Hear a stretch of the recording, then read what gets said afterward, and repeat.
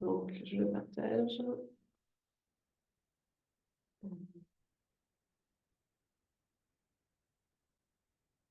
Est-ce que vous voyez ce qu'il faut voir? On voit ce qu'il faut voir. Ok, c'est parfait. Parce que des fois, avec les doubles écrans, ça Ouais, pose problème. tout va bien. Voilà, donc peut-être un petit rappel, mais que vous devez connaître par cœur, qui est le contexte de l'effondrement de la biodiversité et des facteurs en fait qui causent cet effondrement. Et donc on en a plusieurs qui ont été identifiés et on voit donc dans le schéma de droite, la petite illustration de droite, que l'agriculture elle apparaît en deuxième, c'est le deuxième camembert le plus gros. Donc c'est le deuxième facteur responsable du déclin de la biodiversité et ça vient bien avant le changement climatique, même si le changement climatique il est de plus en plus important. Il prend de l'importance en fait et il crée de plus en plus de problèmes pour la biodiversité, mais c'est quand même bien l'agriculture qui est le premier facteur responsable. Et ça s'explique tout simplement parce que l'agriculture elle impacte une grande surface au niveau planétaire puisqu'elle occupe 71% de l'espace terrestre habitable, avec une petite particularité, c'est que, il y a une grande partie de cet espace dédié à l'agriculture qui concerne en fait tout ce qui est l'élevage et la production de produits animaux. Donc ça représente environ 70%. Et donc, l'agriculture, elle a cette emprise spatiale très forte, mais elle a aussi plein d'effets indirects qui vont bien au-delà des espaces agricoles, notamment dans tous les milieux aquatiques, avec les marées vertes en milieu marin, et puis la pollution de l'air. Si on prend le cas de la pollution de l'eau, malheureusement, quand on regarde le nombre de sites où on a des seuils, on dépasse les seuils détectés de 0,5 microgrammes par litre, on s'aperçoit quand on compare les années 2010 et 2018 que la proportion de sites qui sont au-delà de ce seuil a plus que doublé. Et ça a des conséquences au niveau de la société, puisque tout ça, ça a un coût et qu'il faut traiter les eaux qui sont polluées, notamment du fait de l'agriculture, avec les pesticides, avec les nitrates. C'est quelque chose qu'on entend de plus en plus dans les médias. Et ça, bon, voilà, on estime que ça représente plus d'1 milliard d'euros par an pour traiter ces pollutions. Donc concrètement, le lien entre l'agriculture et la biodiversité, il a été établi à plusieurs niveaux, soit des niveaux locaux, soit des niveaux plus généraux. Là, l'année dernière, il y a une étude qui est sortie sur les oiseaux, avec une étude donc de tous les programmes participatifs sur les oiseaux qui sont conduits dans les différents pays, qui ont été combinés. Donc ça permet d'avoir un gros jeu de données sur une grande période de temps, donc entre 1980 et 2016. Et on s'aperçoit qu'en fait, bah, les pays où les oiseaux des milieux agricoles diminuent le plus, c'est aussi les pays où on a une agriculture qui est plus intensive.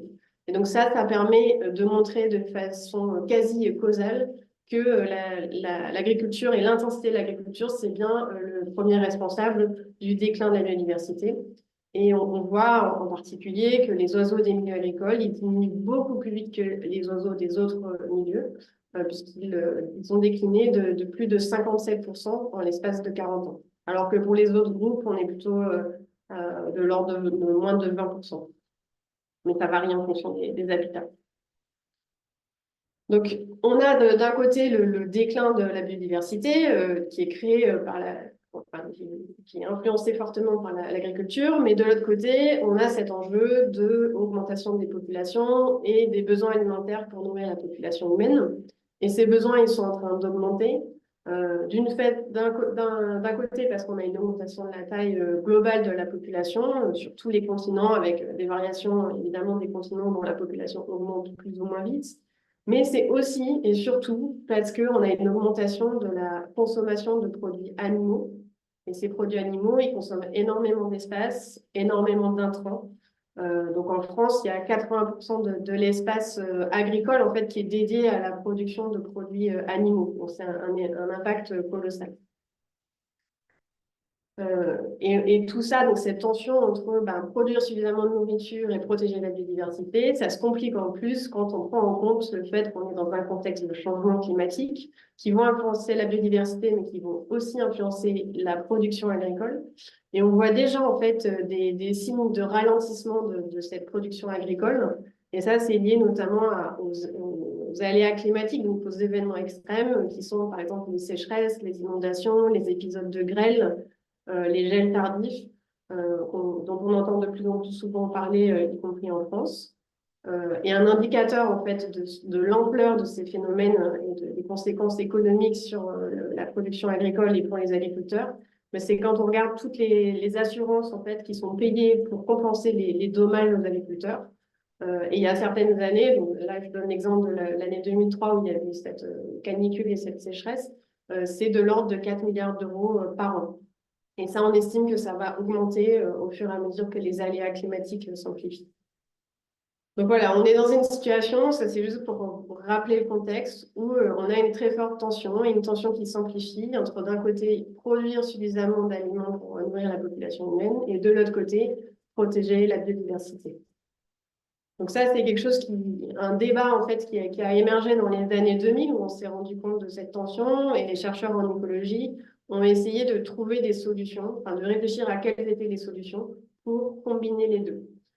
Et ils ont proposé deux grandes stratégies qui sont représentées de façon très schématique ici. Donc à gauche, une stratégie où on va séparer les usages agricoles et les usages conservation de la biodiversité. Donc on sépare les espaces.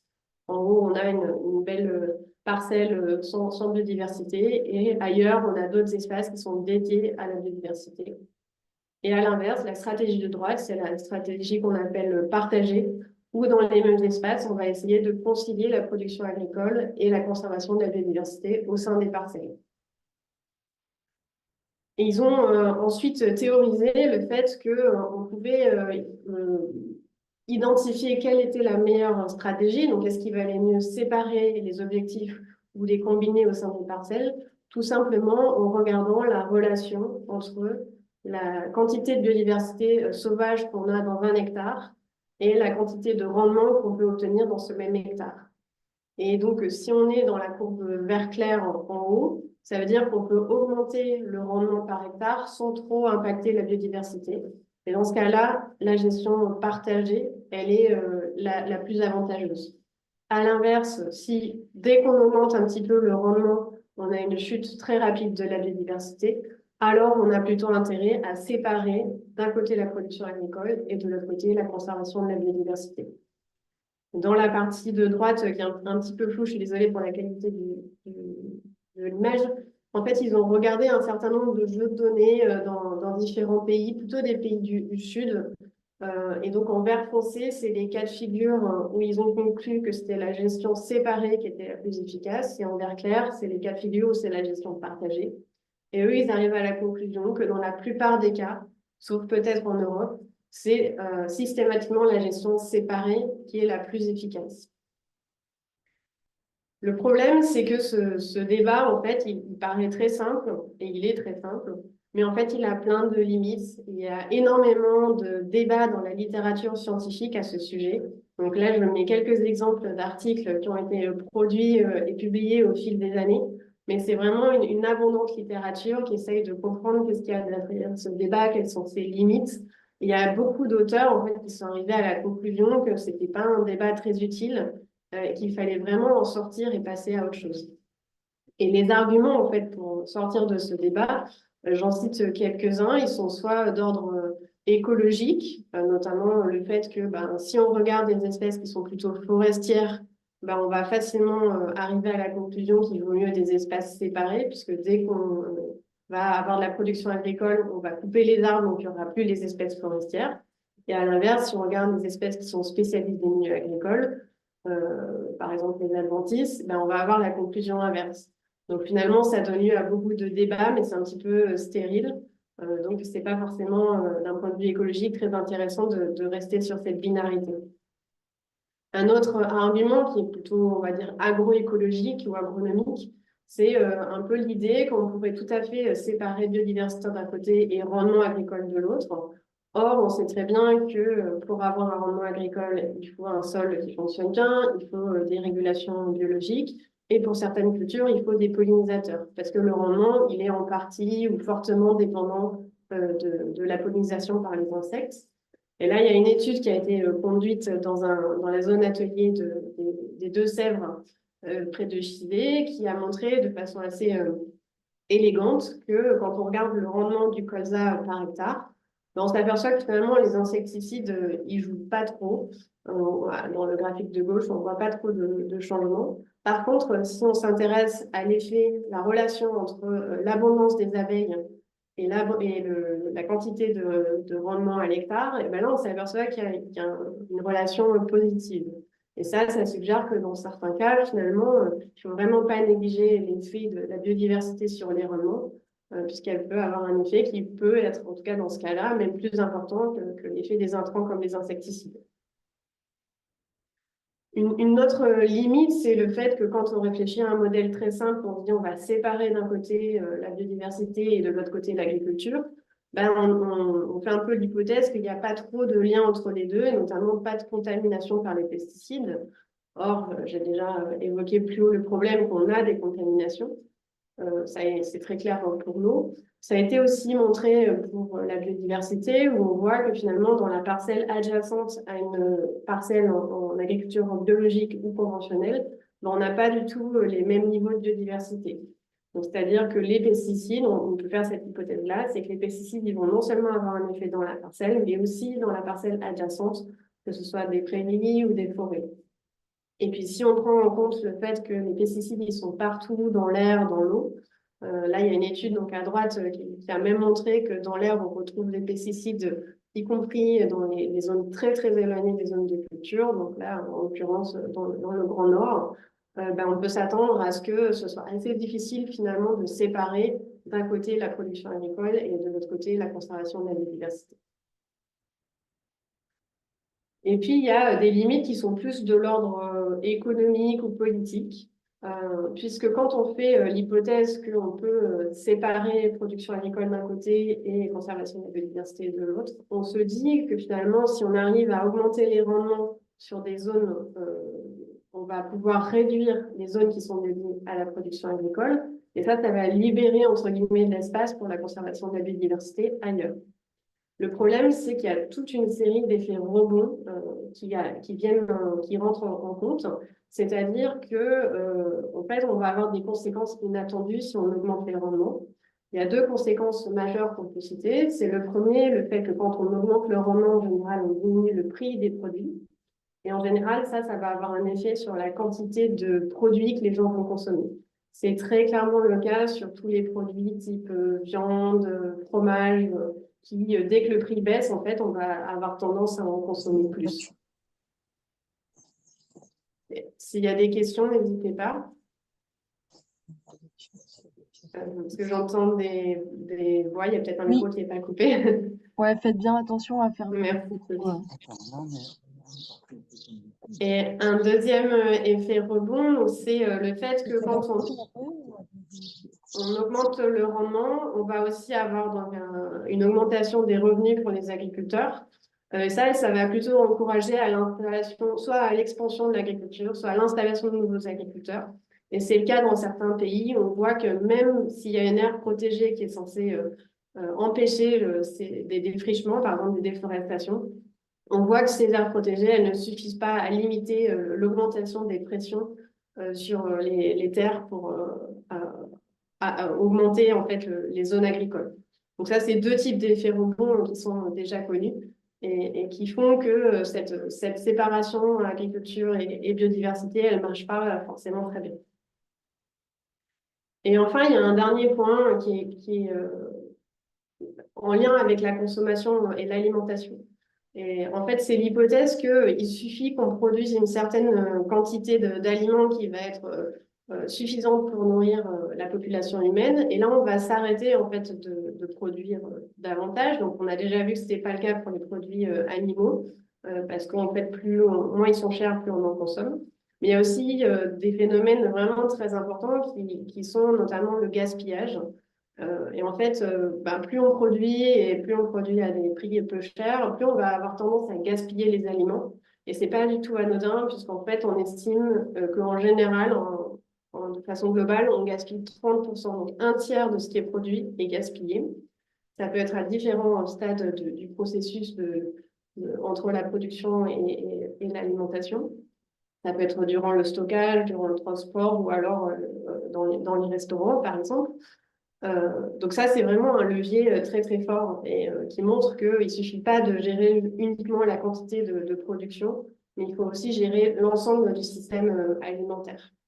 Et bien sûr, avec la question de la part de produits animaux qu'on consomme, puisque plus on consomme de produits animaux, plus on va consommer de terre.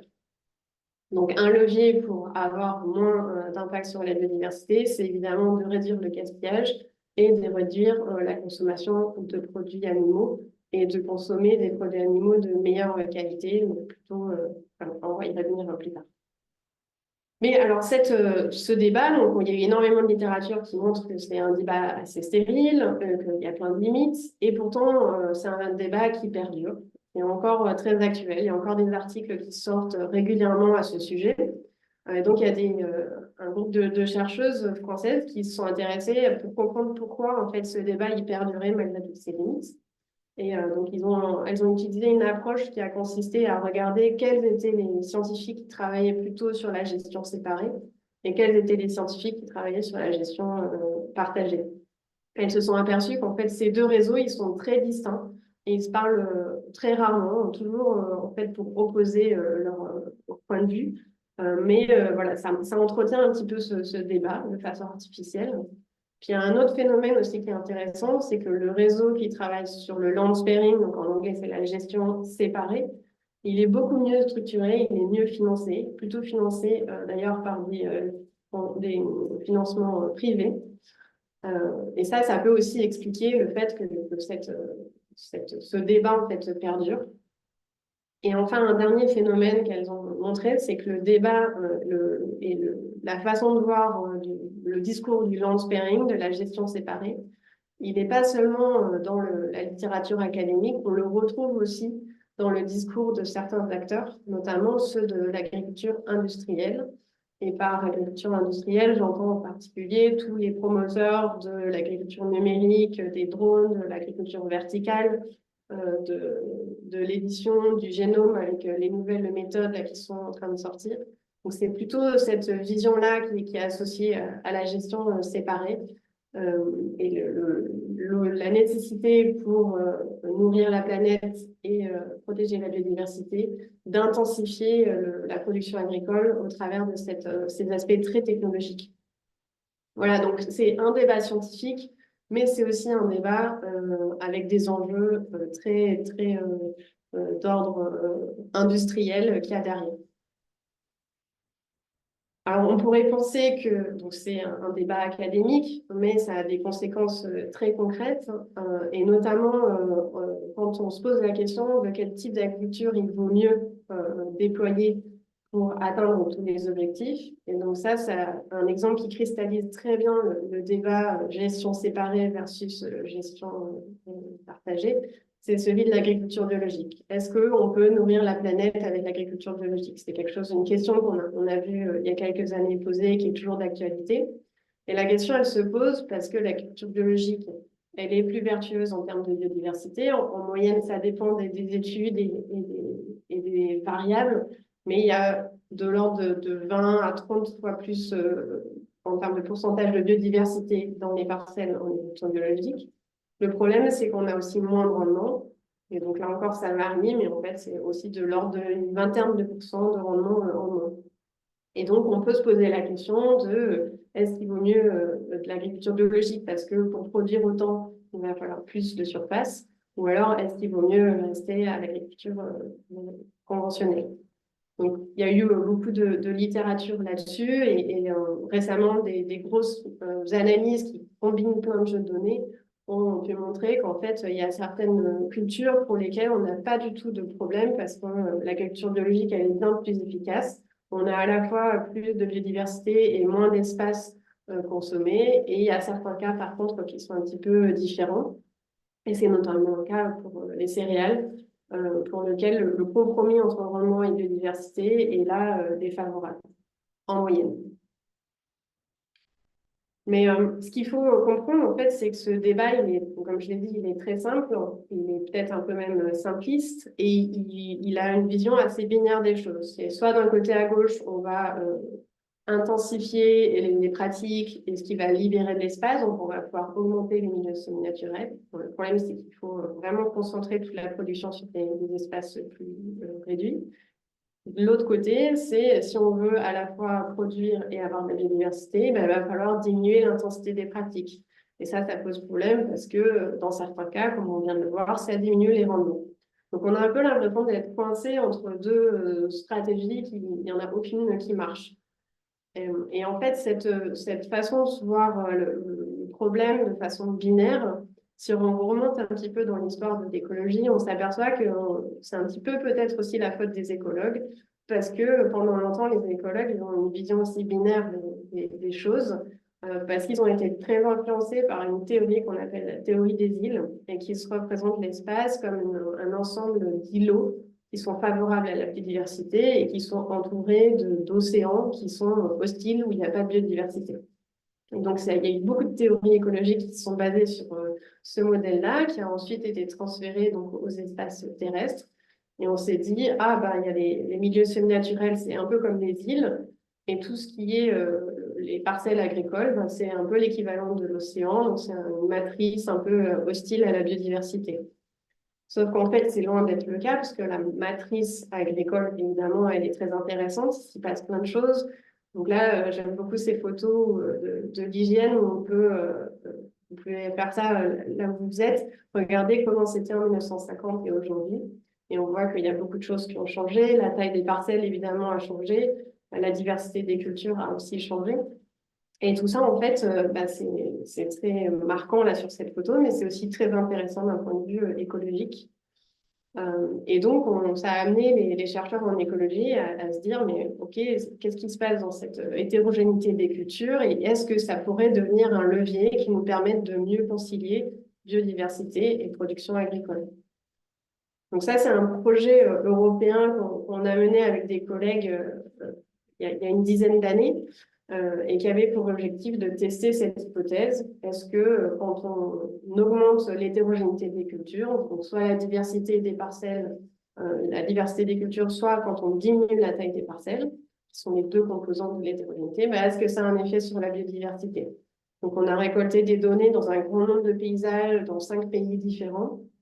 Et ça nous a permis de montrer que oui, quand on diminue la taille des parcelles, on a bien un effet positif sur la biodiversité. Et ça, quelle que soit la région dans laquelle on a collecté des données. Et ça aussi, pour l'ensemble des groupes taxonomiques qui sont représentés ici, donc vous connaissez les plantes, les arthropodes et les oiseaux.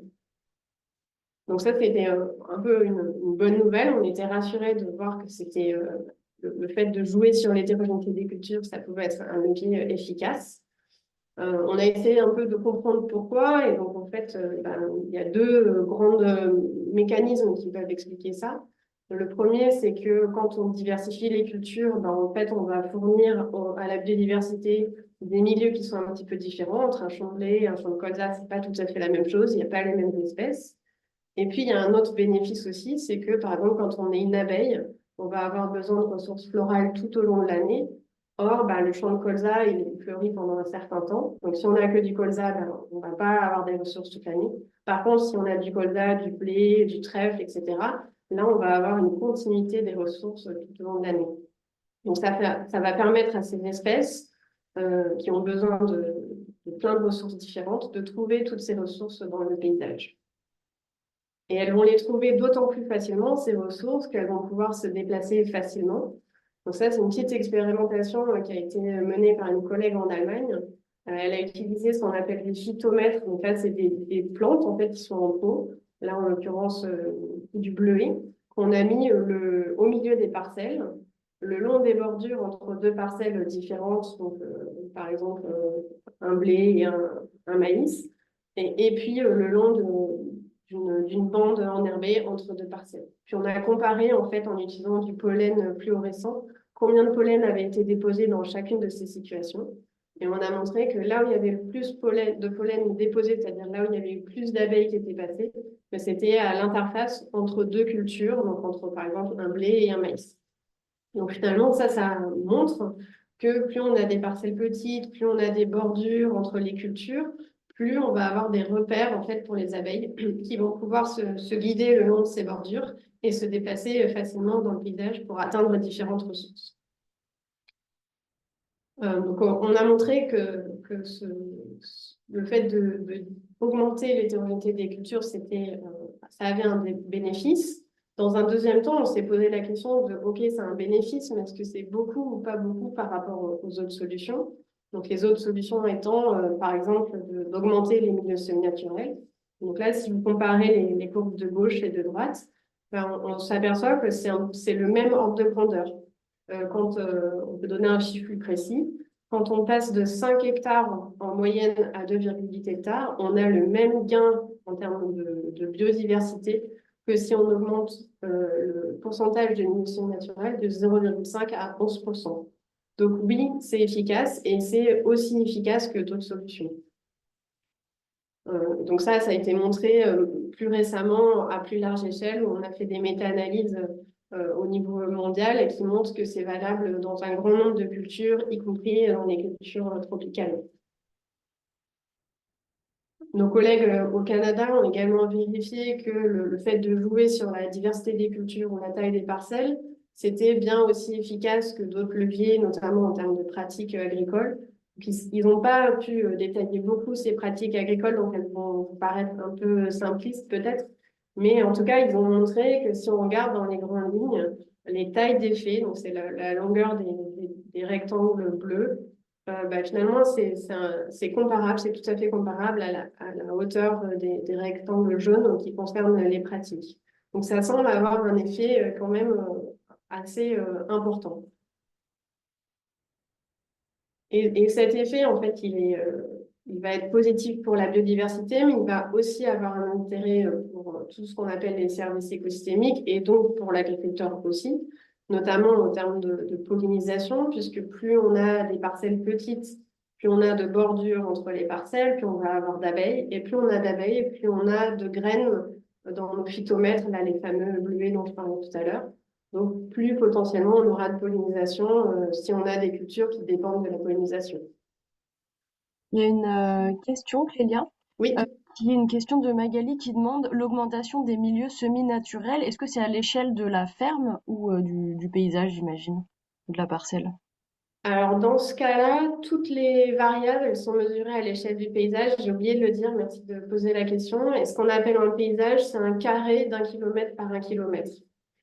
Pour nous, en fait, en écologie, c'est plus facile de mesurer ces variables au niveau du paysage parce qu'on n'a pas besoin de connaître la localisation exacte des exploitations.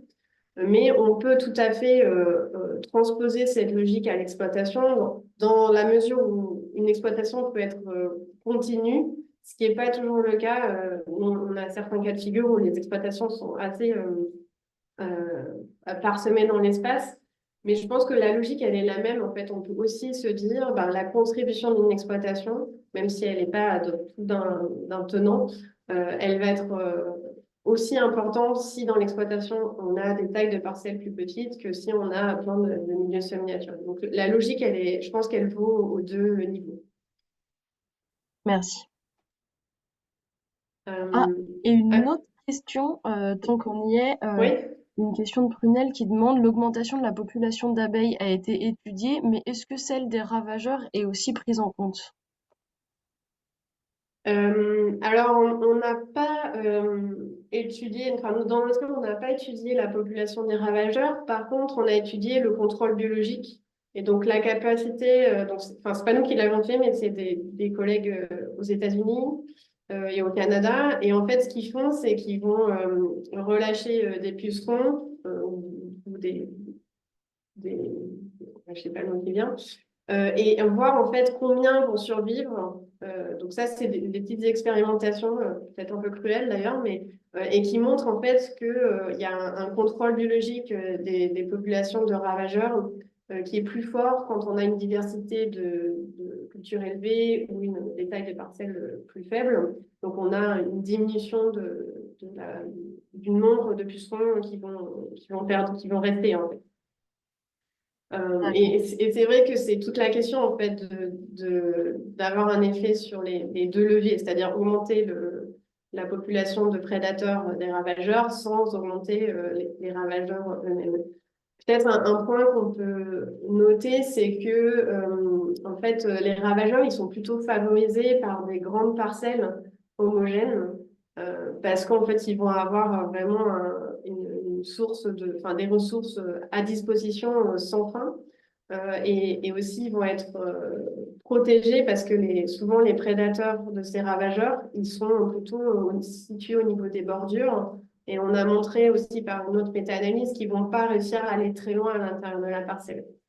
Donc, du coup, il est possible, je n'ai pas les chiffres là, mais que quand on augmente la taille des parcelles, ben, on va avoir des ravageurs plus importants parce ils auront pas de prédation. Et c'est ce qu'on retrouve dans l'étude qui a été conduite en Allemagne, où on voit qu'il y a 95% de la biomasse des insectes qui a disparu en l'espace d'un petit nombre d'années. C'est valable pour tous les insectes, mais pas pour les ravageurs des cultures qui, eux, justement, étant très adaptés à la monoculture, vont très bien se porter dans ces paysages. Merci beaucoup. Une dernière question, c'est avez-vous étudié la forme des parcelles en liaison avec la surface CF effet lisière? Alors non, c'est une question qu'on a eu souvent et on n'a pas creusé ce côté-là parce qu'en effet, on peut avoir, pour la même taille de parcelle, on peut avoir des formes très complexes qui vont donner beaucoup d'interfaces. Donc dans certains cas, d'ailleurs, on a utilisé la longueur des interfaces et non la taille des parcelles comme prédicteur. Dans nos cas, à nous, en fait, c'était très corrélé. Donc on ne pouvait pas vraiment étudier cette question. Mais c'est vrai qu'on pourrait se demander si on joue sur la forme des parcelles, est-ce qu'on peut avoir un bénéfice encore plus grand? Là, je pense qu'en fait, on arriverait à des questions aussi de compromis entre les bénéfices écologiques et la complexité de travail pour l'agriculteur, sachant que bah, le schéma le plus simple, on va dire, pour l'instant, c'est le strip cropping, là, le fait d'avoir des bandes en fait, assez homogènes. C'est vrai que ça paraît peut-être comme le compromis le plus pratique, en tout cas quand on est dans des zones assez plates, quoi, assez facile. Mais dans le cas de nos sites d'études en Espagne, où on est dans des coteaux avec des terrasses assez anciennes, là on voyait bien qu'on avait des patrons très très différents avec des cultures vraiment un peu tarabiscotées.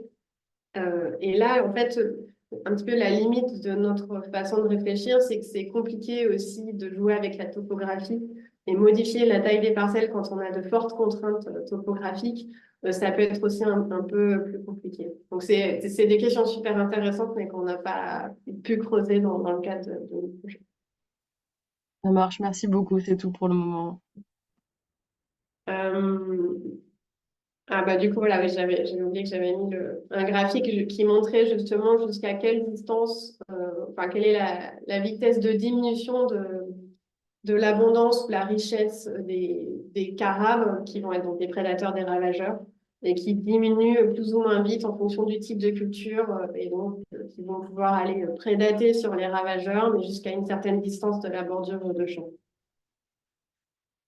Euh, Peut-être un point un peu plus générique pour sortir de cette étude là qui comportait seulement deux paramètres, donc la taille des parcelles et la diversité des cultures. Mais il y a une étude vraiment, une très grande étude qui a été conduite par INRAE, qui a été publiée il y a 2 ans, qui est une synthèse en fait de tous les travaux sur les variables qui permettent de diversifier les cultures à tous les niveaux, que ce soit au niveau intraparcellaire, au niveau du paysage, de la mosaïque des cultures, mais aussi en ajoutant des éléments semi-naturels. Et ils ont regardé en fait l'effet que ça avait d'après la littérature sur différents types de prédateurs. Et ils se sont aperçus que la plupart des cases en fait elles sont vertes, donc c'est-à-dire qu'il y a un effet positif démontré. Il y a un seul cas où c'est négatif. Il y a des cas où c'est ambigu. Et il y a plein de cas, en fait, où théoriquement, on devrait avoir un résultat positif. Mais ça n'a pas encore été, il n'y a pas encore eu d'étude qui permet de démontrer cet effet.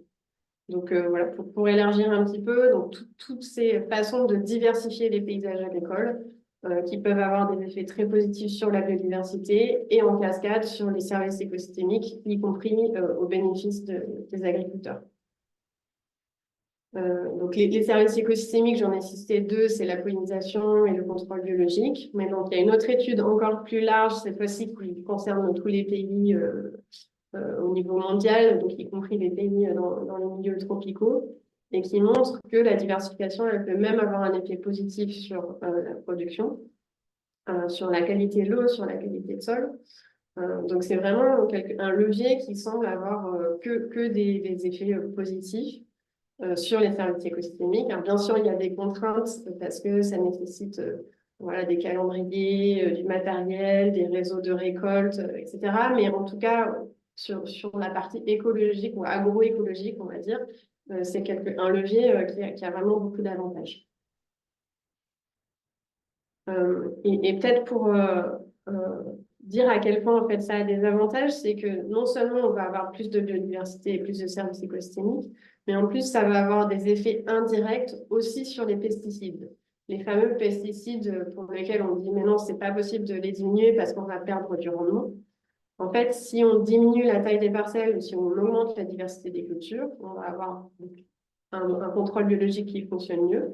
Et donc, il y a quelques études, donc là j'en cite une aux États-Unis, qui montrent que on a moins de pesticides quand on a des tailles de parcelles plus petites et moins de pesticides quand on a une diversité des cultures plus élevée. Donc ça varie, c'est moins le cas pour les herbicides, mais ça marche très bien pour les insecticides et les fongicides.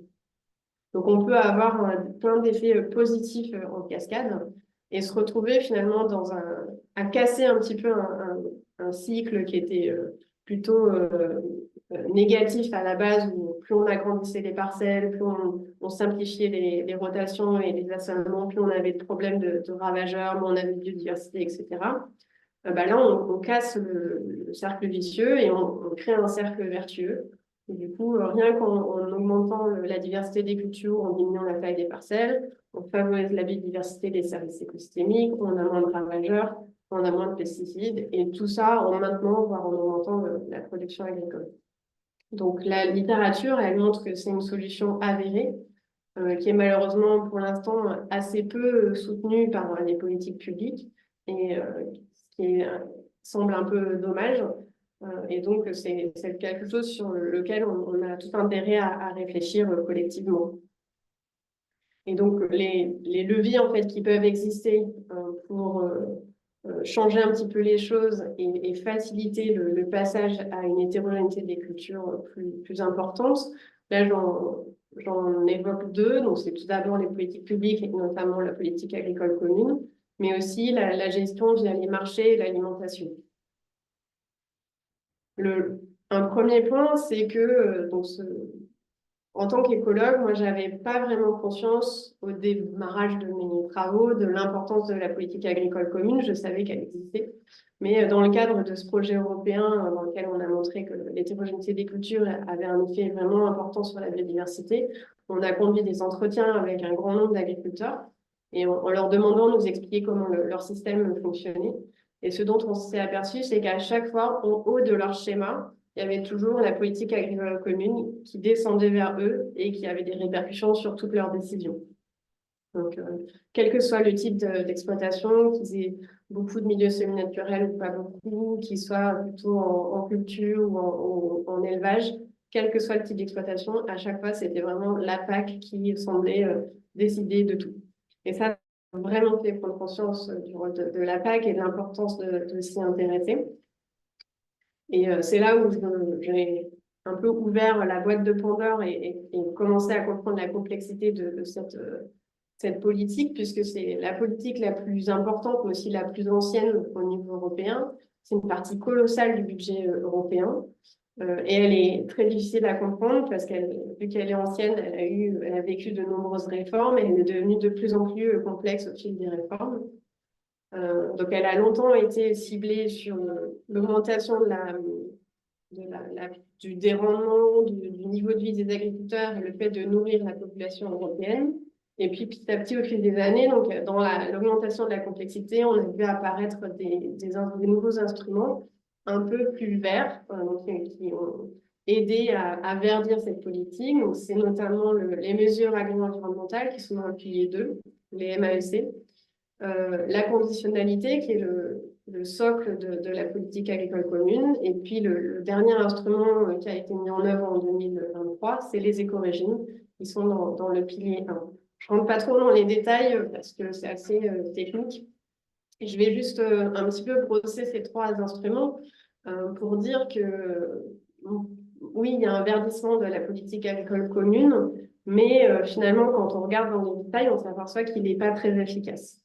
Un premier commentaire qu'on peut faire quand on regarde les mesures environnementales et climatiques, c'est que la littérature, elle montre très bien qu'elles ont un effet positif sur la biodiversité, mais elle montre que en fait, cet effet positif, il est seulement vrai quand on se trouve dans ce qu'on appelle des paysages complexes, c'est-à-dire les paysages les paysages simples, je fais un amalgame.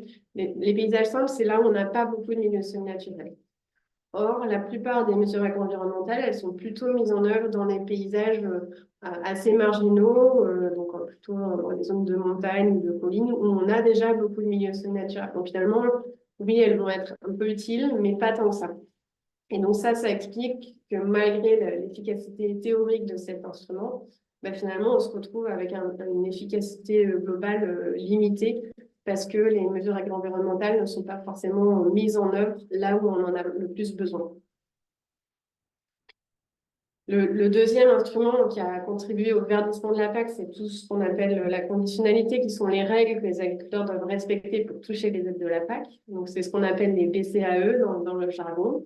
Il y en a un certain nombre. Les plus importantes pour la biodiversité, c'est celles qui concernent le maintien des prairies permanentes, la rotation des cultures ou le maintien des éléments du paysage comme les jachères ou les infrastructures agroécologiques. Et là, donc, la littérature, elle montre aussi que c'est des mesures, des critères qui sont très intéressants, très pertinents et qui pourraient avoir un effet très bénéfique pour la biodiversité. Il y a deux problèmes, en fait. C'est le fait qu'on a énormément de dérogations qui sont mises en œuvre sur ces mesures de la conditionnalité. Et en ce moment, on est vraiment dans le cœur du sujet des dérogations, puisqu'il y a eu une dérogation sur la rotation des cultures l'année dernière. Et là, on a eu des nouvelles dérogations au niveau de l'Europe pour ce qui concerne les jachères. Vous en avez sûrement entendu parler dans les actus. Et voilà, avec la nouvelle proposition au niveau français aussi, qui est d'alléger énormément ces conditions. Et puis la deuxième limite en fait de cet instrument, c'est qu'on reste dans une logique où la PAC, elle est versée aux exploitations agricoles avec des critères qui sont appliqués aux exploitations agricoles. Or, quand on est une abeille ou un oiseau, en fait, on ne se limite pas à une exploitation agricole, on va se balader dans le paysage. Et en fait, le fait de ne pas réfléchir collectivement à plusieurs exploitations au niveau d'un paysage ou d'un territoire, ça limite beaucoup en fait l'efficacité des mesures et de ces conditions. Et c'est quelque chose qu'on pourrait mettre en œuvre, c'est dans certains États membres européens, c'est quelque chose qui est systématiquement mis en place, par exemple pour les mesures environnementales qui sont systématiquement collectives. Je crois, si je ne dis pas de bêtises, que c'est le cas aux Pays-Bas. Et donc enfin, un dernier exemple d'instrument vert, qui est le dernier qui a été mis en place en 2023, où là on est dans une logique un petit peu nouvelle avec la nouvelle PAC, qui a décidé en fait de laisser chaque État membre choisir quels instruments il allait mettre en place pour cet instrument de d'éco-régime. Donc quand on analyse ce que la France a choisi de faire comparé à d'autres pays de l'Europe, on s'aperçoit que la France elle a choisi un éco-régime qui permet à une grande majorité d'agriculteurs d'avoir accès à ce paiement. Donc en fait, elle a mis pour cela des contraintes qui sont assez faibles et le résultat est tout à fait concluant par rapport à cet objectif puisque donc l'année dernière, il y a eu 90% des agriculteurs qui ont pu accéder à cet éco-régime. Mais qui dit beaucoup d'agriculteurs qui touchent ces éco-régimes, dit que, étant donné qu'on a une enveloppe constante pour cet instrument, ça veut dire qu'on baisse le montant que les agriculteurs vont tous toucher. Et ça a eu des répercussions, notamment parce qu'on avait anticipé, enfin, le gouvernement avait prévu des niveaux différents pour les agriculteurs qui sont en HVE et qui sont en agriculture biologique. et qui ont dû revoir tous les montants à la baisse, ce qui a été dans un contexte de tension économique et de diminution de la demande pour les produits en agriculture biologique. Ça a été assez mal vécu par certains agriculteurs. Donc, si on résume un petit peu la PAC et sa relation à la biodiversité et à l'environnement, ben, on s'aperçoit que oui, il y a eu un verdissement, qu'il y a des instruments qui sont plus ou moins verts, qui sont plus ou moins ambitieux en termes de biodiversité, mais qu'en fait, si on regarde leur niveau d'ambition, on s'aperçoit qu'il est inversement proportionnel au montant, au budget qui est alloué à chacun de ces instruments et que c'est largement insuffisant. Donc, il faudrait beaucoup plus de budget pour les instruments qui sont beaucoup plus verts foncés, qui sont plus ambitieux. Et c'est pas encore le cas. Donc, il y a des chercheurs français qui ont estimé qu'il faudrait vraiment augmenter les budgets des deux instruments les plus verts foncés. Et le problème, en fait, c'est que si on augmente le budget de ces instruments, bah, ça veut dire diminuer le budget des autres instruments. Et notamment cette fameuse enveloppe qui concerne ce qu'on appelle les aides directes, qui sont versées à tous les agriculteurs en fonction du nombre d'hectares dont ils disposent. Et en fait, ces aides directes, elles sont cruciales pour un grand nombre d'agriculteurs parce qu'ils sont parfois totalement dépendants de ces aides qui peuvent, donc en moyenne, ça représente 74 pour cent du revenu, mais pour certains agriculteurs, c'est l'intégralité de leur revenu qui en dépend. Et sachant que il faut aussi prendre en compte le fait que les agriculteurs, c'est un grand paquet, mais extrêmement hétérogène, et que donc il faut aussi prendre en compte que ces aides directes, elles vont plutôt à certains agriculteurs que d'autres. Donc il a été estimé que en fait, il y a 80% des aides de la PAC qui vont seulement à 20% des agriculteurs. Et donc ça, c'est aussi un point de tension qui peut expliquer beaucoup de choses qu'on a des fois du mal à décrypter dans le discours de certains acteurs qu'on voit dans les médias. Mais il y a un point qui est sûr, c'est que si on veut utiliser la politique agricole comme levier pour changer les pratiques et mieux concilier production agricole, salaire, revenus et bien-être des agriculteurs et conservation de la biodiversité, il faut réfléchir de façon globale et être sûr qu'on ne demande pas trop d'efforts à certains agriculteurs ou certaines personnes parce que c'est juste pas tenable pour eux, c'est pas juste en fait de leur demander de porter tout le coût de la transition. Et c'est un petit peu les réflexions là qui prennent de l'ampleur, que ce soit au niveau européen ou au niveau français, avec dans le cadre du pacte vert de l'Europe qui est un petit peu malmené en ce moment, où il y avait une stratégie qui était proposée qui s'appelait de la ferme à la fourchette, enfin, qui s'appelle toujours de la ferme à la fourchette d'ailleurs, et qui avait justement pour objectif de réfléchir à l'ensemble de la chaîne agricole et alimentaire pour jouer un petit peu avec tous les acteurs et être sûr qu'on répartissait tous les coûts et tous les efforts de la transition et que comme ça, en espérant que ça puisse être plus efficace. Donc, il y a cette réflexion au niveau européen. Il y a aussi des réflexions au niveau français, et notamment sur un point particulier qui est l'affichage environnemental des produits alimentaires, qui est un petit peu l'équivalent du Nutri-Score, mais pour l'environnement, qui a pour objectif d'informer le consommateur sur l'impact environnemental du produit qu'il achète. Donc, que ce soit lié au fait que c'est de la viande ou des protéines végétales, donc ça ne va pas avoir le même impact environnemental, mais aussi parce que c'est de la viande qui est produite en montagne de façon biologique avec des animaux élevés à l'herbe, ou alors c'est un animal qui est élevé de façon très intensive et en stabulation. Et ça n'a pas non plus le même impact sur la biodiversité. Et donc, c'est tout l'enjeu des réflexions qui sont menées par les chercheurs en concertation avec les ministères en ce moment, donc avec des groupements d'intérêt scientifique ou des études qui sont pour lesquelles INRAE a été commandité. Et je contribue notamment à une étude qui s'appelle Biolib-Label, qui essaye de réfléchir à est-ce que c'est pertinent, est-ce qu'on peut utiliser tous les labels type les AOP, le label rouge par exemple, agriculture biologique, HVE, etc. Est-ce que ça nous fournit une information qui est pertinente et suffisante pour améliorer l'affichage environnemental des produits alimentaires et permettre aux consommateurs de faire des choix qui soient peut-être plus vertueux pour la biodiversité. Donc voilà, c'était censé aboutir cette année en fait, donc c'est un petit peu en retard. on va voir quand est-ce que ça va pouvoir être mis en œuvre. Il y a une question, Clélia, pour Oui, savoir si tu connais les travaux SIGA d'Anthony Fardet de l'INRAE. alors c'est un nom qui me dit quelque chose. Michael, si vous voulez préciser un peu de quoi ça parle, en ouvrant votre micro, comme ça serait peut-être plus simple. Oui, bonjour à tous. Oui, Anthony Farnet qui travaille, qui est nutritionniste à INRAE, travaille sur la méthode des 3 V, végétal, vrai et tout, mais je ne sais plus. Mhm. Voilà, avec une nouvelle méthode de Nutri-Score que celle qui est développée par l'industrie agroalimentaire, en tenant compte plus de la matrice des aliments, type un exemple, plutôt manger une pomme que consommer un jus de pomme ou un pomme pot, quoi. Voilà. D'accord. Il s'attache sur la partie alimentation et santé alimentaire via des produits bruts non ultra transformés. Il est l'auteur d'un ouvrage qui s'appelle Halt à l'ultra transformation des produits alimentaires. Ouais, alors, je ne connais pas en détail ses travaux, j'ai vu passer son nom parce que je ne suis pas sur les questions de santé et d'alimentation. Mais en effet, je sais que la question de l'ultra-transformation des aliments, c'était un gros reproche qui avait été fait au Nutri-Score.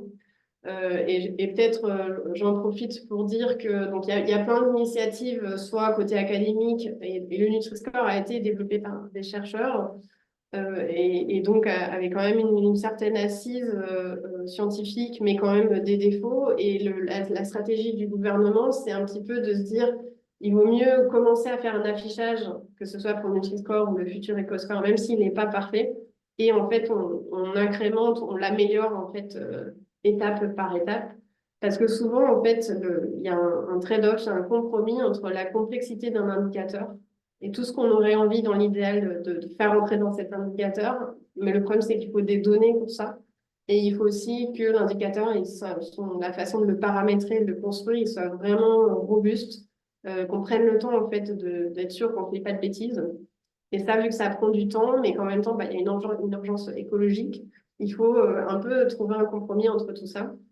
Et donc, la stratégie du gouvernement, pour l'instant, c'est de se dire, on lance quelque chose, les gens commencent à s'y habituer. Je pense que le Nutri-Score, maintenant, on est tous habitués à ça, mais on va l'améliorer petit à petit parce qu'il est loin d'être parfait, mais c'est pas grave, on avance quand même. Et donc, je pense que pour bah, le Nutri-Score, il a déjà évolué, il y a déjà une deuxième version qui est sortie, il y en aura sûrement d'autres. Et je pense que pour l'EcoScore, ce sera pareil. Il y a sûrement une première version qui va être sortie peut-être cette année et d'autres versions qui vont venir plus tard pour l'améliorer et s'assurer qu'il soit plus robuste. Euh, donc, j'ai peut-être parlé un peu vite, j'en arrive à ma conclusion déjà, mais on pourra recreuser tout ça si vous voulez. L'idée, c'était de rappeler le tableau en disant bah, il y a de réelles tensions entre plein de choses, mais notamment entre protection de la biodiversité et sécurité alimentaire. On a aussi vu le terme de souveraineté alimentaire, mais c'est des termes sur lesquels on peut revenir si vous voulez, parce que c'est des choses assez différentes. Et ces tensions, elles vont devenir de plus en plus fortes dans le contexte du changement climatique. Il y a des débats et des façons de voir les choses, mais qui ont beaucoup de limites, et c'est notamment le cas du débat land sparing, land sharing, sur la gestion séparée ou partagée. Euh, donc, une des solutions en fait, pour dépasser un petit peu ce débat binaire, c'est de réfléchir à des solutions qui seront peut-être moins difficiles à mettre en œuvre. Et pour l'instant, diminuer la taille des parcelles et augmenter la diversité des cultures, c'est un gros avantage parce que ça permet de maintenir les surfaces dédiées à la production agricole tout en favorisant la biodiversité. Et en plus, comme on l'a vu, ça a plein d'effets en cascade positifs. Et donc, ça peut être une façon de casser le cercle vicieux dans lequel on est et d'avoir plus facilement nos objectifs atteints. Mais il ne faut pas sous-estimer le coût de ces changements, même diminuer la taille des parcelles, même diversifier ces cultures, ça a un coût parce qu'il faut, voilà, comme je l'ai dit, du matériel, il faut une logique différente, il faut des pratiques et des connaissances différentes. Donc, il faut un accompagnement. Et donc, cet accompagnement, c'est surtout la politique agricole commune qui joue en ce moment, c'est le plus fort levier. Le problème, c'est que c'est une grosse politique avec énormément de lobbies qui vont peser sur les décisions et donc c'est dur de la faire évoluer Mais il faut toujours persévérer et il y a quand même des pistes et des tentatives qui montrent que c'est possible de la faire bouger. Donc il faut peut-être juste réessayer plus fort et mieux prochainement. Et enfin, donc, aussi, que ce soit au niveau des politiques, mais aussi dans notre façon de penser le système, arrêter, éviter en fait le fait de réfléchir en silo. On se dit, bon, on va réfléchir à l'agriculture, on va réfléchir à l'alimentation, on va réfléchir à la conservation de la biodiversité, et avoir des politiques et des logiques beaucoup plus transversales qui intègrent les différentes composantes. Et là, avec l'affichage environnemental des produits alimentaires, avec les choses comme les projets alimentaires territoriaux, il y a plein d'initiatives qui sont en train d'émerger, en fait, qui essayent de mieux relier les choses. Et ça me paraît être vraiment une piste très intéressante pour sortir de ces tensions et vraiment travailler ces synergies, si possible au niveau local ou territorial, pour dépasser les tensions et concilier tous les objectifs. Voilà. Merci beaucoup de m'avoir écouté. Merci à toi, Clélia. Il y a une question de Coralie qui demande des précisions sur la différence entre sécurité et souveraineté alimentaire. Alors, si entrée rapide, la sécurité, c'est le fait d'avoir accès, de pouvoir acheter de la nourriture en quantité suffisante et de qualité suffisante et d'avoir voilà, une stabilité de son régime alimentaire. La souveraineté, c'est plutôt la capacité qu'ont les populations à décider de la façon dont les aliments sont produits, à décider de comment ils sont transportés. Donc il y a plutôt une question démocratique, une question de choix en fait, que n'a pas la dimension de sécurité alimentaire. Donc la souveraineté est plus large, plus englobante que la sécurité. Et actuellement, en fait, on utilise beaucoup la souveraineté dans un certain type de discours public pour justifier le fait que l'agriculture doit produire plus et notamment continuer à exporter. Donc, en ce qui concerne l'agriculture européenne ou française, on évoque l'argument qu'elle doit produire pour pouvoir exporter, pour nourrir des populations dans d'autres parties du monde. Et ça, c'est pas tout à fait, c'est encore une autre question qui invoque plutôt des questions de solidarité entre différentes parties du monde et comment on assure la sécurité alimentaire globale et pas seulement la nôtre. Et là, ce qu'il faut savoir, c'est que oui, la solidarité entre les pays, c'est important et c'est d'autant plus important dans un contexte de changement climatique. Si la France ou n'importe quel pays du monde vit un aléa climatique très fort et perd des rendements une année donnée, évidemment, elle sera très contente de pouvoir bénéficier des rendements et des exportations d'autres parties du monde qui ont une année plus favorable.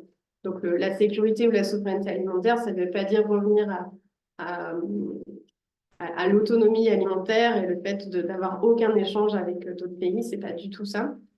Par contre, il faut bien réfléchir à qu'est-ce qu'on exporte et qu'est-ce qu'on importe. Et c'est là où c'est un peu plus compliqué parce qu'en fait, on va surtout exporter des produits agricoles qui vont servir à l'alimentation animale, par exemple. Donc voilà, c'est pas vraiment des enjeux de sécurité alimentaire au niveau global. Donc c'est là où il faut rentrer dans les détails un peu pour mieux comprendre est-ce que notre agriculture elle contribue vraiment à la sécurité alimentaire des populations dans d'autres parties du monde ou pas. Ok, merci beaucoup. On a une question. Je sais pas si Euh, j'arrête mon partage pour voir les gens ou pas. oui, je pense que tu peux. Et d'ailleurs, pour les prochaines questions, vous pouvez peut-être aussi lever la main et les poser à l'oral. Ce sera plus agréable de. Et vous pouvez rallumer vos caméras si ça vous convient, comme ça on peut se voir un petit peu. Je pose les deux qu'il y a dans le chat et après, n'hésitez pas à lever la main.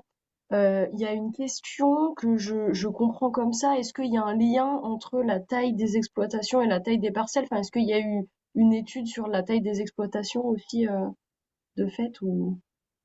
Oui, alors j'ai pas les publications en tête, mais oui, ça a été montré que plus enfin, ça va de pair. En fait, on a une industrialisation quand on a une augmentation de la taille des exploitations avec la taille des parcelles. Il y a du matériel de plus grande taille, il y a des logiques plus productives. Donc ça a été montré que ça a été corrélé. Et donc, on voit d'ailleurs des études qui montrent aussi que plus on a des grandes exploitations, moins on a de biodiversité. Il y a un lien entre les deux. Sachant que dans les pays du Sud, par exemple, on va avoir des toutes petites exploitations familiales. Et là, c'est des cas de figure où, par exemple, c'est tout à fait possible d'avoir une augmentation du rendement et une augmentation de la biodiversité en même temps. On n'est pas du tout dans les mêmes schémas que dans les pays européens ou la France, où là, on a plutôt une corrélation négative entre rendement et biodiversité, mais ça dépend des cas. Dans les pays du Sud, avec des petites exploitations de taille familiale, là, la relation est très différente. Merci beaucoup. Il y a une question de Magali qui demande, est-ce que c'est possible de définir des seuils en fait sur la taille des parcelles, défavorables, neutres, favorables? C'est aussi une question qu'on a souvent, et d'ailleurs, en fait, l'étude qu'on a publiée, donc elle montre que la relation, elle n'est pas linéaire, elle a une forme un petit peu, alors je sais jamais entre convexe et concave. Et ce qui veut dire que quand on augmente la taille des parcelles, la biodiversité, elle diminue très vite au début, puis après, elle diminue moins, ça stagne un peu, en fait. Et donc, nous, on a regardé à quel point, à partir de quand ça stagnait. Et on regarde juste la forme de la courbe et on a vu que c'était autour de 6 hectares. On n'a pas mesuré précisément. Mais quand on est à 6 hectares en moyenne ou à 12 hectares, en fait, finalement, il n'y a pas beaucoup de différence. Par contre, dès qu'on commence à, en moyenne, descendre en dessous de 6 hectares, là, on a vraiment une augmentation. Après, définir un seuil idéal, c'est compliqué parce qu'en fait, ça va dépendre des autres critères que j'ai rapidement évoqués, qui vont être le temps de travail que ça nécessite pour l'agriculteur, la taille des machines aussi, et donc la forme des parcelles va jouer. Donc moi, pour l'instant, je ne m'avancerai pas à dire la taille idéale, c'est X ou Y. Mais il y a des chiffres qui ont circulé que autour de 3 hectares, voilà, ça serait cet ordre de grandeur qui serait l'idéal. Si je peux juste préciser, donc bonjour, merci beaucoup pour la présentation. Parce que dans votre étude, vous montrez que quand on passe de 5 hectares en moyenne à 2,8 en moyenne, il y a une augmentation de la biodiversité. Mais donc, c'est vraiment à partir de 5 à 6 hectares que ça commence à se sentir, en fait. Donc, Exactement. si j'ai bien compris votre réponse, ok. Tout à Mais fait. entre ce passage de 5 à 2,8, là, on a vraiment une augmentation Ouais. forte, quoi. Oui, tout à fait. Ça va, merci. Et peut-être, les études que j'ai vues sur l'efficacité technique, après, bon, bien sûr, ça dépend de la taille du matériel, mais je pense que tant qu'on reste en moyenne au-dessus de 2 hectares, pour certains types de cultures, en tout cas, on n'a pas de problème technique lié à la taille des machines. Donc, c'est pour ça que je me dis, voilà, 3 hectares, ça me paraît raisonnable, en fait, de viser cet objectif-là. Mais ça demanderait pour d'affiner en fonction du contexte, en fonction des contraintes techniques agricoles, etc. Je pense que c'est dur de donner un chiffre valable pour toutes les situations. Ouais. Ok, merci. Ouais, Mickaël, vas-y. Par rapport à cette taille de parcelle, est-ce que ça peut être une conditionnalité future de la PAC? Est-ce que les chercheurs vont dans ce sens-là ou pas? Oui, il y a beaucoup de chercheurs qui l'ont proposé. D'ailleurs, donc nous, en tant que chercheurs à INRAE, une de nos missions, c'est de produire des travaux académiques, mais on est aussi amené à fournir de l'expertise, et notamment pour le ministère de l'Agriculture. Donc, il y a un groupe de chercheurs en fait, qui a été consulté pour fournir des propositions, par exemple, pour les nouveaux écorégimes. Donc, on était un groupe de chercheurs en économie, en agronomie et en écologie. Et une des propositions qu'on a faites, c'est de moduler le paiement de l'éco-régime en fonction de la taille des parcelles. Ça n'a pas été retenu par le ministère, avec différents arguments qui ont été avancés, donc, d'un point de vue technique, je ne peux pas vraiment détailler, mais je peux dire les grandes lignes. Un premier argument, c'était que finalement, en France, on n'est pas dans des situations où on a des très, très grandes parcelles en moyenne. Quand on regarde la taille moyenne des parcelles en France, elle se trouve justement autour de 3 hectares. Mais elle a une grande variabilité. Et évidemment, il y a certaines régions du coup, qui seraient très stigmatisées par une mesure qui serait conditionnée par la taille des parcelles. Il y a notamment certaines cultures qui ont des tailles de parcelles beaucoup plus élevées. C'est le cas, par exemple, de la betterave, qui ont des parcelles en moyenne de 7 hectares. Donc voilà, je pense qu'il y a, ça paraît être une mesure peut-être qui ne toucherait pas tous les agriculteurs de la même façon et donc c'est peut-être un peu compliqué à mettre en œuvre. Le deuxième argument, c'est le fait que ça peut être parfois compliqué de savoir qu'est-ce qui est une parcelle et où commence la parcelle adjacente.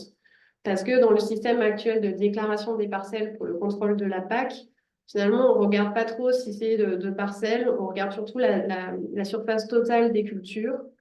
Et c'est ça qui va être important pour conditionner les aides, donc la surface totale de toutes les cultures, mais aussi est-ce que c'est une terre arable, est-ce qu'on a le bon ratio, par exemple, avec les haies, les bandes enherbées, etc. Il y a des conditionnalités là-dessus. On va regarder la surface des prairies permanentes, mais savoir exactement est-ce que ça c'est une parcelle où il y en a deux, c'est quelque chose qui est pour l'instant qui n'était pas prévu dans le logiciel. Et peut-être que ça pourrait, si on introduisait une mesure qui est basée sur la taille des parcelles, on pourra avoir des effets en fait difficiles à gérer parce qu'on pourrait avoir des déclarations de petite taille de parcelles, mais qu'il faudrait vérifier, être sûr que ce soit vraiment deux parcelles et pas qu'une. Et voilà, ça pourrait être techniquement un peu compliqué. Mais je connais pas le détail et la véracité de ces arguments. Mais en tout cas, il y a énormément de travaux en littérature scientifique maintenant qui argumentent pour la prise en compte de la taille des parcelles. Nous, on l'a fait aussi au travers de notre expertise. Voilà, pour l'instant, ça n'a pas abouti, mais on va continuer. Et si je peux encore juste me permettre une précision sur ce sujet-là. On est bien d'accord que donc sur un territoire, un paysage, comme vous l'avez défini, donc 1 km², c'est vraiment une taille moyenne des parcelles de 5 hectares, hein, si on met ça. Mais qu'il faut que enfin, il ne faudrait pas qu'on ait un patchwork de quelques énormes parcelles et une quantité de toutes petites parcelles. Donc, il faudrait Ouais, aussi finalement avoir un indice d'équitabilité au niveau de la taille des parcelles pour prendre ça en compte, parce que je suppose que ça n'a pas le même impact si on a 4 grandes parcelles et puis 5 toutes petites qui réduisent la taille moyenne. ouais. Tout à fait, bah, c'est le problème des moyennes qui ne disent pas vraiment à quel point c'est hétérogène. Euh, et d'ailleurs, on nous a fait cette remarque que finalement, la taille des parcelles, c'est pas vraiment une variable d'hétérogénéité.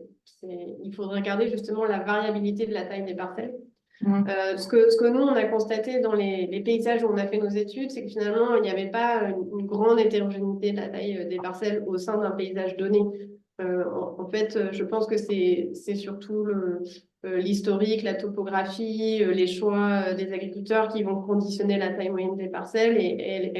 Voilà, il n'y a pas. Donc, c'est sûr que si on introduisait cette variable-là et que du coup l'agriculteur y rajoutait une micro-parcelle par-ci par-là, et que ça ne change pas tout le reste de l'exploitation, ça serait un problème et donc il ne faudrait pas juste utiliser la moyenne. Et ça, on n'a pas encore réfléchi à si on proposait une mesure concrète, comment il faudrait se prémunir de ces travers-là.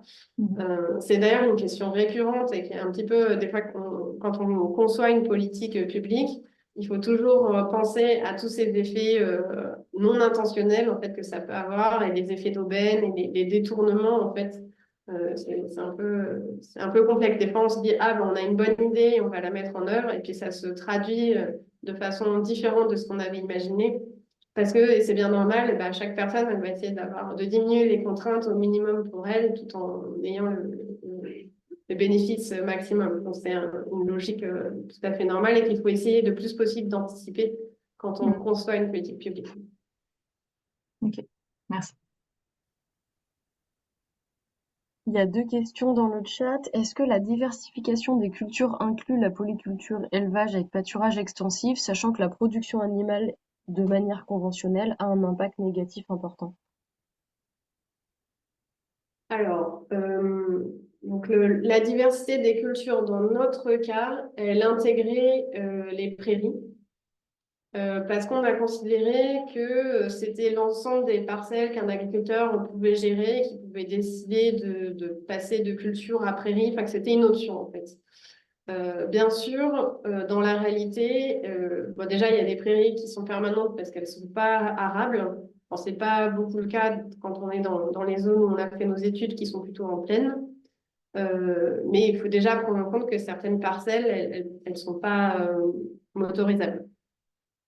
Dans la partie gestion concrète de l'exploitation, c'est sûr que si on veut injecter des prairies, par exemple, dans la rotation ou dans l'assolement, ça veut dire passer à un mode où on produit au moins de l'herbe. Après, on peut avoir de l'élevage aussi. Et ça, c'est toute la question en fait de la place de l'élevage dans l'agroécologie. Parce qu'on a des scénarios et certains acteurs qui disent bah, l'élevage est problématique pour des raisons environnementales, pour des raisons de bien-être animal, etc. Donc il faut absolument le réduire, voire le supprimer totalement. Sauf que dans la logique de fonctionnement écologique des systèmes et des paysages, si on supprime toutes les prairies permanentes et même les prairies temporaires dans les rotations, ça pose problème. Ça pose problème aussi pour la fertilisation, puisque par exemple, si on veut être dans une logique d'agriculture biologique, on ne peut pas avoir recours aux fertilisants d'origine synthétique, donc on utilise la fertilisation organique. Et dans ce cas-là, ça veut dire avoir des animaux. Donc, en effet, je pense que la diversification des cultures sans repenser la question de l'élevage, c'est un petit peu rater la moitié de l'histoire et qu'il faut absolument réfléchir aux deux en parallèle. Mais ce qu'il faut quand même savoir, c'est, enfin, garder en tête, c'est ce que je disais à un moment, c'est que, étant donné que la majorité des cultures en France, elles servent à l'alimentation des animaux, si on réduit considérablement la consommation de produits animaux et qu'on ne consomme plus qu'une petite quantité d'animaux ou de produits d'origine animale qui sont élevés en mode agroécologique, plutôt à l'herbe, on règle quand même une grande partie de la question.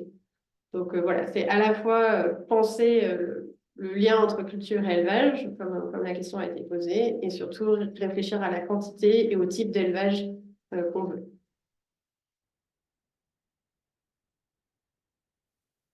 Merci beaucoup pour cette réponse. Je ne sais pas s'il y a encore des questions. N'hésitez pas à lever la main ou à ouvrir directement votre micro pour les poser.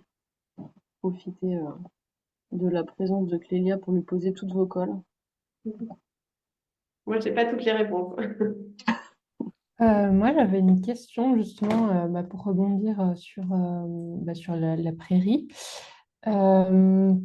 Justement, quand on parle de diversification des cultures, est-ce que vous considérez que les prairies avec des mélanges multi-espèces favorisent la diversification des cultures, même si elles sont sur de grandes surfaces, ou c'est plutôt en gros, il faudrait considérer la prairie comme une seule culture et en fait, il faut vraiment qu'il y ait plusieurs parcelles même de prairies intercalées avec d'autres cultures. Enfin, je sais pas si Alors, ma oui, question est très claire. enfin, en tout cas, je peux rebondir et s'il y avait autre chose dans la question, on pourra en rediscuter tout à l'heure. C'est que je n'ai pas complètement répondu sur la place de la prairie. Parce que, en fait, nos sites d'études, ils étaient surtout dominés par les cultures et on n'avait pas des espèces, enfin, des paysages qui soient dominés par des systèmes herbagés. Donc, par exemple, les systèmes extensifs du Massif central, on ne les avait pas du tout sur notre radar. Donc, les résultats qu'on a obtenus, en l'état, ils ne sont pas directement transposables à ces systèmes-là qui sont dominés par les prairies permanentes. Ce qu'on sait des prairies permanentes, c'est que après avoir diminué fortement, on a perdu 30% des prairies en 40 ans. Là, elles se sont un petit peu stabilisées. Donc ça, c'est en termes quantitatifs. Par contre, on ne sait pas trop en termes qualitatifs ce que ça donne. Parce qu'on a des intensifications pratiques, on a une définition administrative des prairies permanentes qui est quand même assez limitée, puisqu'il suffit qu'une prairie ait plus de 5 ans pour qu'elle soit considérée comme permanente. Mais ça n'interdit en rien de convertir une prairie permanente en culture à droite de la route et de remettre une prairie permanente de l'autre côté qui a que 6 ans. Et on a officiellement la même quantité de prairies permanentes. Alors que dans les faits, on a retourné peut-être une vieille prairie pour la remplacer par une prairie qui n'a que 6 ans. Et donc ça, c'est un petit peu une question des données. En fait, pour l'instant, on n'a pas vraiment d'informations plus précises que est-ce que c'est une prairie qui a plus de 6 ans ou moins, enfin plus de 5 ans ou moins. Et donc, on essaye de trouver des informations justement pour un peu mieux comprendre en quoi la diversité des prairies et leur nature plus ou moins extensive va être utile pour la biodiversité. Sachant que si je reprends mon exemple des systèmes herbagés du Massif central, on a certaines espèces d'oiseaux, par exemple, ou certaines espèces de plantes qui vont très bien se porter dans des espaces où il y a des prairies extensives à perte de vue. Et donc, on peut s'attendre, mais on n'a pas encore les résultats, à ce que dans certains contextes où on a des espèces qui sont adaptées à des paysages plutôt ouverts, simplifiés, on va dire, où il n'y a pas beaucoup d'arbres, bah là, dans ce cas-là, la taille des parcelles, c'est peut-être pas le critère le plus important. Donc, on se dit que si on veut imaginer un modèle statistique ou un indicateur qui marche dans toutes les situations, il faudrait qu'on puisse dire, bah, quand on est dominé par la culture, là, la diversité des cultures et la taille des parcelles, c'est vraiment très important. Et quand on est dans des paysages qui sont dominés par les prairies permanentes, alors là, c'est plutôt le caractère extensif des prairies qui va être important. Mais ça nécessite vraiment d'avoir aussi la donnée pour pouvoir bien estimer cet effet. Donc là, on était un petit peu dans un statut où on avait quelques prairies, mais vraiment pas beaucoup. Donc on les a considérées tout ensemble. Et d'ailleurs, en Bretagne, en fait, nos collègues écologues, ils disent que ça sert à rien de faire la différence entre prairies temporaires et prairies permanentes, parce qu'en termes de biodiversité, c'est la même chose, parce qu'elles sont aussi intensives. Et ça, c'est un très bon exemple du fait que oui, on a des prairies, mais elles sont pas toutes très pertinentes pour la biodiversité. Même si en général, une prairie est quand même moins perturbée, il y a moins d'insecticides, donc du coup, elle est quand même plus intéressante pour la biodiversité que certaines cultures. Mais il y a quand même une grande différence entre une super belle prairie ancienne, très extensive, avec plein d'orchidées, et une prairie hyper intensive, très, très fertilisée. Je caricature un peu. Je ne sais pas si j'ai complètement répondu à ta question, Marine. Oui, oui, tout à fait. Merci beaucoup. Ok.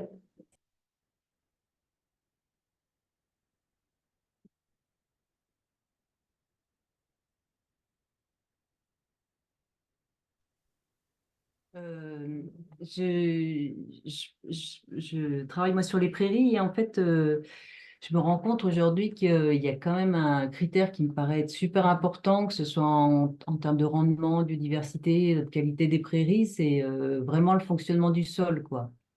Parce que, enfin, pour moi, c'est vraiment la clé de tout aujourd'hui. Et en fait, vous en parlez pas du tout voilà, de ça. Oui, très bonne remarque. Donc, si vous vous souvenez du petit dessin que j'ai fait quand j'ai parlé de l'étude qui a testé l'hypothèse sur l'hétérogénéité des cultures, il n'y avait aucun organisme du sol. Ça, c'est un problème. Au début, on voulait au moins prendre en compte, je crois que c'était les vers de terre, mais finalement, on n'a pas pu pour des raisons techniques de faisabilité. Ce qui fait qu'on se retrouve qu'avec des organismes au-dessus du sol et qui sont des organismes mobiles et qui sont très dépendants en fait des variables paysagères.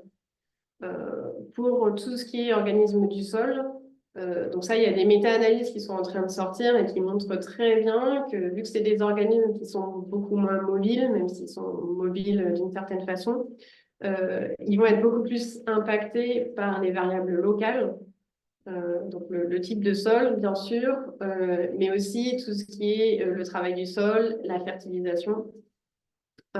Et ça, en fait, on n'a pas réussi à le prendre en compte dans notre étude. Et donc, on n'a pas réussi à voir quel était le poids relatif des pratiques et des variables paysagères pour ces organismes-là. Mais on sait que forcément, le poids des variables paysagères et le poids des variables locales n'est pas le même en fonction des différents groupes taxonomiques. Et donc ça justifie encore plus le fait que pour les prairies, c'est pas les variables paysagères qui vont être le plus importantes, mais c'est l'intensité des pratiques qui va jouer. Ça va être vrai pour les oiseaux que j'ai cités précédemment ou certaines plantes, mais aussi et surtout pour les organismes du sol. Et là, donc il y a l'intensité des pratiques, mais il y a aussi l'âge de la prairie qui joue beaucoup, mais qui va aussi avec la question de la perturbation du sol. Et donc là, en fait, on sait pas tout à fait les mêmes communautés de chercheurs qui travaillent sur les prairies, les organismes du sol, et ceux qui travaillent en écologie des paysages sur les groupes taxonomiques qui sont mobiles. Donc je pense qu'en tant que communauté scientifique, on a un enjeu à mieux se parler entre ces deux communautés pour pouvoir intégrer tous ces travaux de façon un peu cohérente. Et éviter d'avoir des études d'un côté et des études de l'autre et d'avoir ce genre de problème comme vous venez de l'évoquer. C'est une très bonne question. Merci.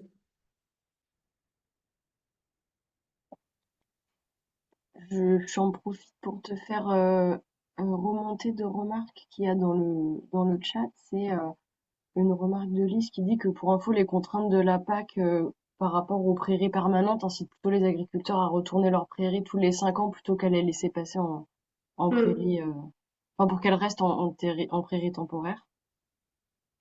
Oui. Euh, je sais pas si tu avais une réaction, sinon il y a... Oui, ben, en fait, c'est quelque chose qu'on a vu juste avant la mise en place de la nouvelle PAC, où en fait, il y a eu une série un peu massive de retournements, justement pour baisser le nombre de prairies permanentes avant qu'on mette en place la politique et que du coup, le ratio, parce qu'en fait, ce que j'ai pas précisé, c'est que la règle, elle dit qu'il faut maintenir le ratio régional de prairies permanentes par rapport aux terres, à la surface agricole utile. Et que donc, et ça, c'est je ne sais plus quelle année qui sert de référence, je vais dire une bêtise, mais du coup, les agriculteurs se sont dit, bah, si on baisse un petit peu artificiellement ce ratio, du coup, on a plus de marge ensuite pour retourner. Et donc, il faut savoir que malgré la définition assez lâche en fait de ce critère de maintien des prairies permanentes, on a quand même chaque année un certain nombre de régions en France qui ne respectent pas ce maintien du ratio régional et qui se retrouvent en interdiction de retournement de prairies. Il y a tout un système en fait quand on dépasse le ratio, quand on baisse trop. Il faut une déclaration préalable et si on baisse encore trop, alors, dans ce cas-là, c'est interdiction totale. Mais en effet, donc ça c'est un très bon exemple d'effet pervers d'une politique où on se dit ben, ça a l'air bien sur le papier et dans les faits, ben, c'est un petit peu utilisé de façon pas contournée, mais et ça pose problème. Ouais, je vois que Lise a levé la main. Oui, c'est pour ajouter un truc sur la PAC. Bonjour. En fait, nous, on a un gros souci, c'est qu'on est en train d'augmenter la taille de nos bandes enherbées. Et sauf que bah, rien que ça, en fait, ça nous met dans le rouge. Vous savez, le fameux truc où on est vert, où on est rouge. Et du coup, on se rend compte que, en fait, plus on veut améliorer les infrastructures agroécologiques sur nos terres, plus ben, en fait, on perd la PAC. Et donc, bon, nous, on s'en fiche parce que la PAC, au final, elle ne nous sert pas. Enfin, je travaille pour une grosse structure, mais j'imagine que pour un agriculteur lambda, de savoir que bah, s'il fait plus de bandes enherbées, ok, c'est mieux parce qu'il y aura des carabes, etc. Mais que derrière, il n'aura plus ses aides, bah, c'est en fait, c'est pour lui, c'est pas viable, quoi. Parce que du coup, le fait de mettre des bandes enherbées, ça diminue la surface des parcelles qui sont éligibles aux aides directes. Ben, en fait, parce qu'on a déclaré tant d'hectares en terre arable et tant d'hectares en, je ne sais plus comment ça s'appelle dans la PAC, mais truc annexe là. Et du coup, bah, vu qu'on agrandit les bandes enherbées, en fait, la vision satellite nous met dans le rouge parce que c'est faux. En fait, on n'a pas Ah oui, déclaré le d'accord. bon. Ok, ok. Oui, oui, c'est un problème de déclaration de contrôle des surfaces. Ok, j'avais pas compris. Donc non seulement ça, et il y a aussi le truc de déclarer, donc on essaie de faire pas mal de rotations avec des semis sur couvert, et on se rend compte que tous ces trucs-là, en fait, ça rentre pas dans les cases de la PAC, et donc la Mhm. PAC n'est vraiment pas adaptée à une transition agroécologique, quoi. C'est dommage. Ouais. Ouais, ouais, enfin, il y a toujours, à chaque fois que j'entends des nouveaux exemples, je les collectionne pour avoir tout ça en tête, mais il y en a plein des exemples à chaque fois de conséquences un peu aberrantes d'un système qui est pensé en fait pour convenir à la majorité des exploitations et surtout aux plus gros. Et du coup, bah, tous ceux qui sortent des clous, en fait, et qui ne sont pas forcément pensés, c'est un petit peu les dommages collatéraux de ce gros paquebot qui est la PAC. Et alors ça, en fait, c'est un peu comme un casse-tête parce que d'un côté, on se dit, bon, on est dans un marché commun où tout le monde est en compétition, donc il faut une politique commune. Donc c'est ce qui a été fait au niveau de l'Europe. La dernière PAC, on s'est dit, ben non, finalement, en fait, chaque pays a ses types d'agriculture, son type de contexte. Donc c'est plus le pays, l'État membre, en fait, qui va pouvoir décider au mieux de ce qui est pertinent pour son agriculture à lui. Mais du coup, ça a été critiqué parce que bah, ça crée potentiellement de la distorsion de concurrence, parce qu'un agriculteur qui a les mêmes caractéristiques dans un pays A et un pays B, il n'a pas les mêmes aides. Donc ça pose problème. Et si on devait décliner en fait aux échelles régionales ou en termes de systèmes de production différents, ben, on aurait aussi ce problème-là. Et ça, bon, je sais pas, mon domaine, c'est plutôt une question d'économie. Mais en tout cas, c'est une tension quand on est dans un monde plutôt globalisé. Comment est-ce qu'on gère en fait ces aides, sachant que si on fait des aides sur mesure pour chaque agriculteur, c'est un coût administratif énorme. Et le coût de la PAC, il est déjà énorme en fait. Donc, je ne sais plus quel est le pourcentage, mais on paye énormément d'argent juste pour contrôler, pour remplir les formulaires. Et puis, si on compte aussi le temps que tous les acteurs du système, les agriculteurs notamment, prennent pour remplir ces formulaires, c'est aussi colossal. Et donc, voilà, plus on complexifie, plus ça a un coût en temps et en argent. Donc, tout ça, en fait, c'est une équation à je ne sais pas combien de paramètres qu'il faut réussir à gérer. Et c'est un sacré défi. Et je n'ai pas la réponse.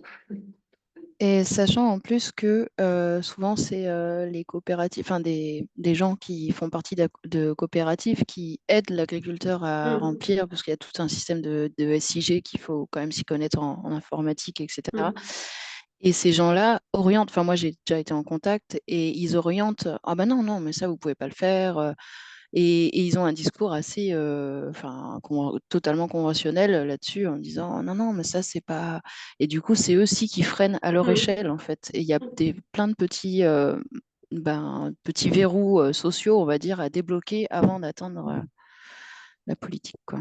Mm. Ouais, c'est un côté que je connais moins bien, mais merci beaucoup pour ces témoignages, c'est précieux.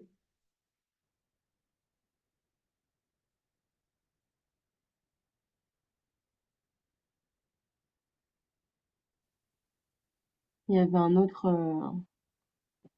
témoignage ou une autre info dans le chat que je fais remonter, c'est euh, Michael qui disait que Luc Delaby, qui est un ex-directeur scientifique de l'INRAE, ah non, attends, c'était Jean-Louis Perrault, que je lise le bon, il y a eu deux noms, j'ai pas lu le bon, qui était l'ex-directeur scientifique de l'INRAE, qui a milité pour une reconnaissance de paiement pour les prairies extensives, qui n'a pas été apparemment très Mm. suivie par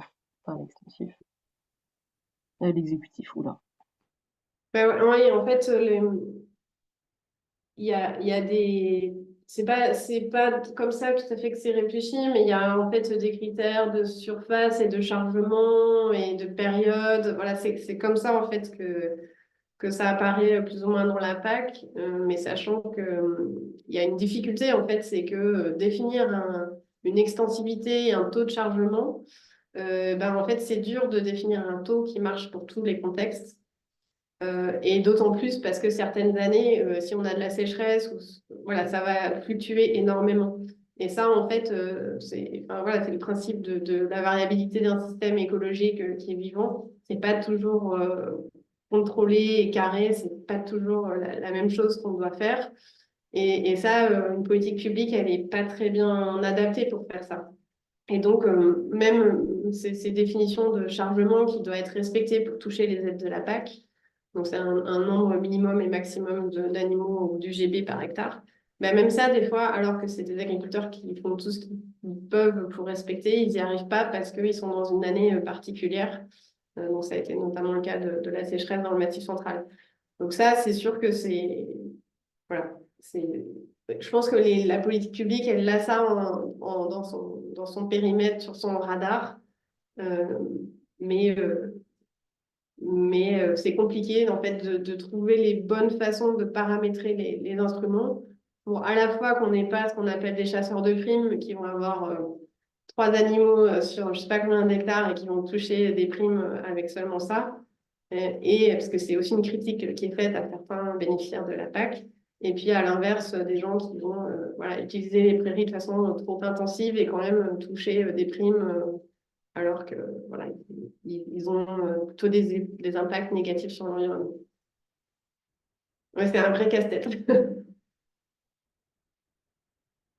Ouais, on aperçoit un peu la complexité d'essayer de faire des politiques à échelle nationale et même européenne qui vont coller avec la diversité de tout ce qui émaille le territoire en termes d'agriculture.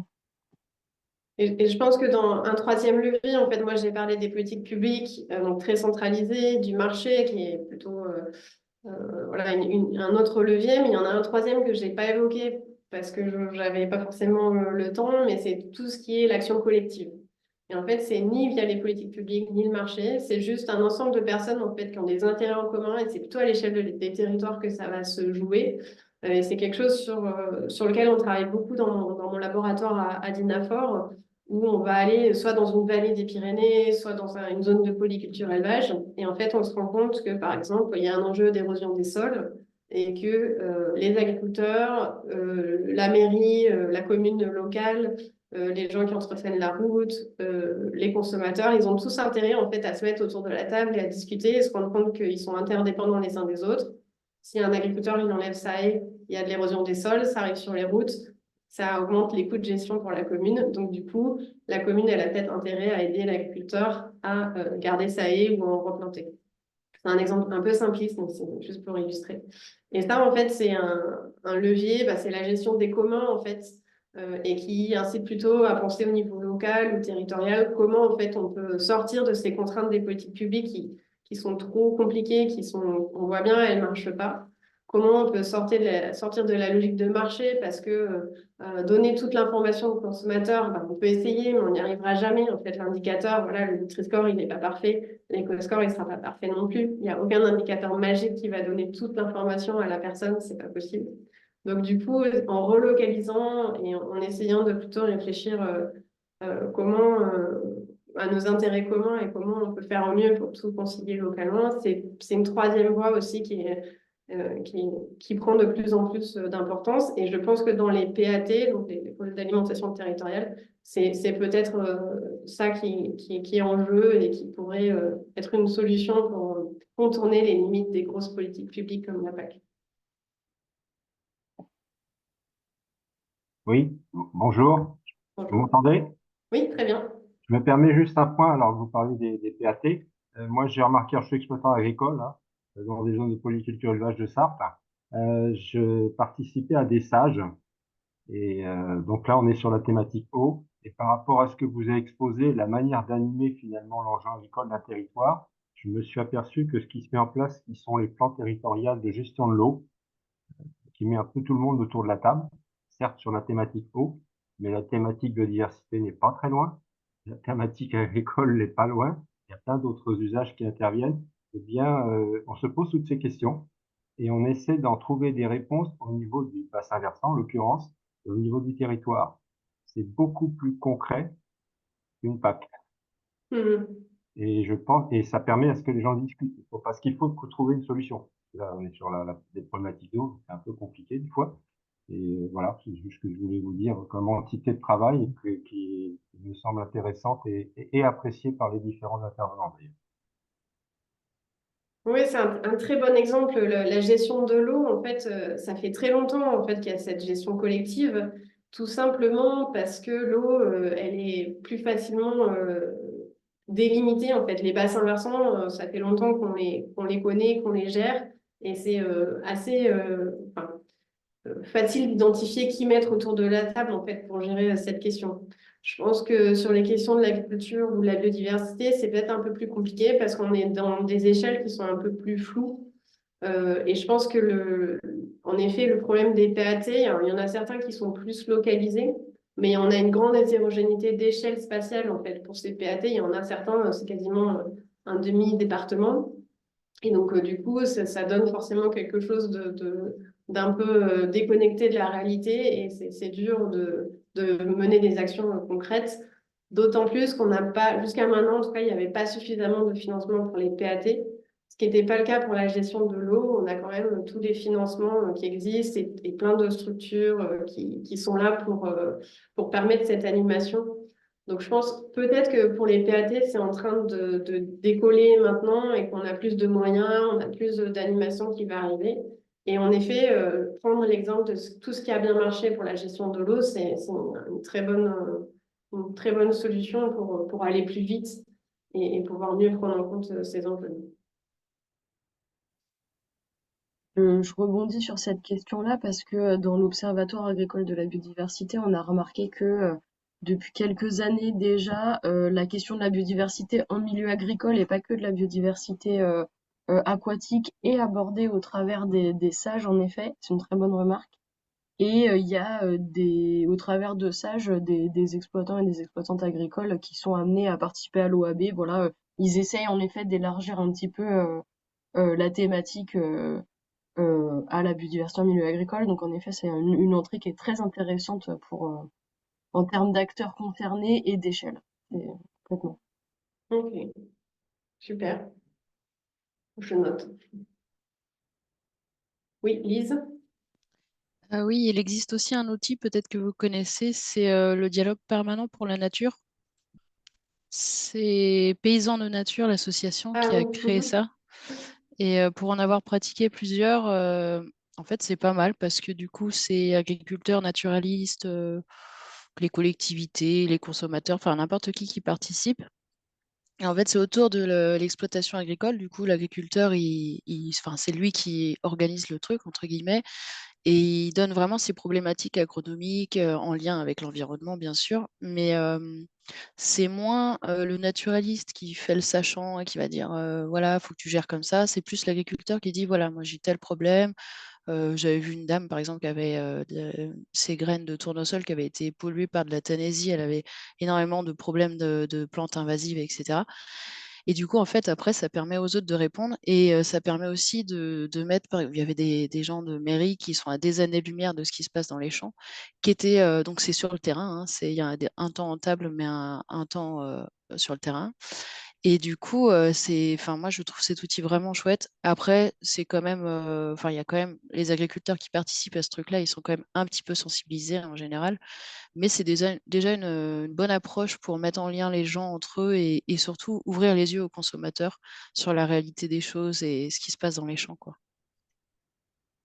Et Ok. c'est à diffuser, enfin, en fait, il faut qu'il y ait des gens qui prennent en main cet outil parce qu'il n'y aura jamais assez de personnes dans l'association pour le faire vivre. Et eux, c'est ce qu'ils souhaitent, c'est que ça soit repris petit à petit, quoi.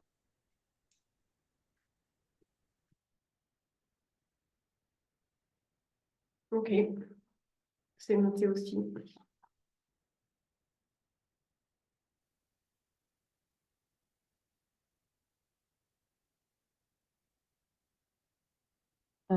Du coup, Oui, ouais, l'outil, c'est Dialogue permanent pour la nature et l'association, c'est Paysans de Nature. Après, ça dépend aussi, alors c'est national, mais ça dépend aussi des régions. Il y a des régions qui ne sont pas encore. Mais justement, enfin, le déploiement, il va être fait par des gens à qui ça donne envie, en fait, de le faire vivre. ouais, c'est né, je crois, l'asso, elle est née enfin, portée par la Ligue de protection des oiseaux, la LPO Pays de la Loire, mais ils essayent d'essaimer évidemment pour répondre. Bah voilà, il y a les liens qui sont dans le chat. Je sais pas s'il y a d'autres questions ou d'autres remarques, mais s'il y en a pas, si j'interromps personne, on va pouvoir aussi, voilà, mettre fin à ce webinaire. N'hésitez pas à me couper s'il y a encore des remarques, mais en tout cas, un grand merci, Clélia, d'avoir pu être avec nous, d'avoir pris le temps de la présentation et des échanges. La présentation a été enregistrée, donc de toute façon, vous pouvez la retrouver. Et c'est une présentation, pour info, qui avait déjà été présentée par Clélia au Collège de France, donc vous pouvez retrouver cette vidéo et son contenu voilà, sur Internet. On pourra vous le renvoyer. Ce sera sur le site de l'Observatoire agricole de la biodiversité. Merci à tous d'avoir été là en nombre et je vois plein de merci pour toi dans le chat, Clélia. Donc, Bah, merci à vous tous pour l'invitation et pour les échanges. C'est vraiment très précieux, comme je le disais, d'avoir tous ces retours de divers endroits et très encourageants parce que c'est des choses très... Même si on a parlé des critiques de la PAC, il y a aussi plein de choses positives. Donc ça fait plaisir.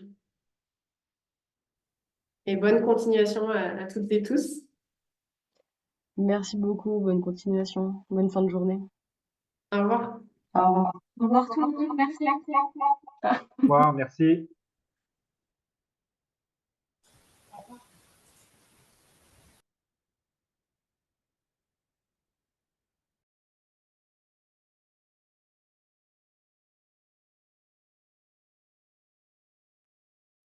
Je ne sais pas si vous avez besoin que je reste en ligne après ou c'est tout bon pour vous. Écoute, c'est tout bon pour moi. Je voulais juste savoir si c'était OK d'envoyer le PowerPoint. Il a été demandé dans le chat, donc est-ce que toi, ça te va Ah qu'on oui. le... Ouais, voilà. Mais en fait, il était déjà en ligne sur le Collège de France, Ah, je bon, bah, très crois. bien.